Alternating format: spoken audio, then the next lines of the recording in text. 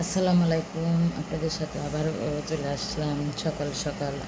সবাই কেমন আছেন? ভালো আছেন? তো আমি ভালো আছি আলহামদুলিল্লাহ। কিছু প্রশ্নের উত্তর দিতে আসলাম।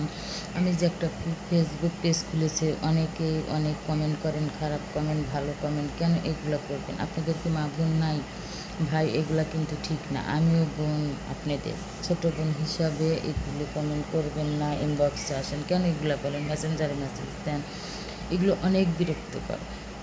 যারা ভালো ফ্যামিলির ছেলেরা তারা কখনো এগুলো করবে না। সবারই ঘরে মা আর বোন আছে আলহামদুলিল্লাহ। সবাই এই যে আমার গোলাপ ফুল পাশে বসে নিয়ে ভিডিও বানাচ্ছি, কেমন হয়েছে সবাই কমেন্টে জানাবেন, কিন্তু কেউ খারাপ মন্তব্য করবেন না। আমি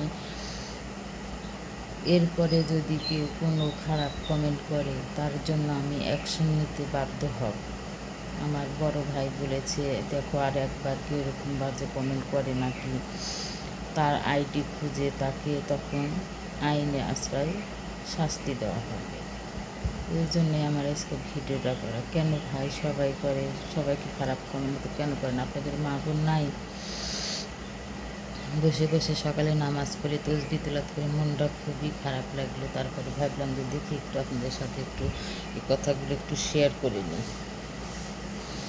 আমি তো আর কোনো খারাপ মাইন্ড, আর আমার ভাইস্তার ছবি নিয়ে একজন ফেসবুক পেজ খুলেছি। দয়া করে সেটা এখনই ছবিটা ডিলিট করে দিবেন প্লিজ। আপনাদের সবাইকে বলতেছি ওইটা আমার ডিলিট করে দেবেন।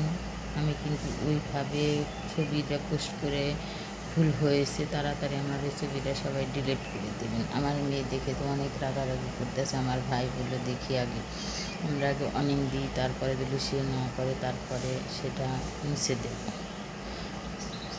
আমার কথায় আপনাদের যদি কারো খারাপ লাগে, কষ্ট পান, আমি ক্ষমা চাচ্ছি, ক্ষমা প্রার্থনা করছি। আর কী বলবো, ভালো থাকেন, সুস্থ থাকেন, সবার সুস্থ কামনা করে আমি আজকের মতো বিদায় নিচ্ছি। আল্লাহ।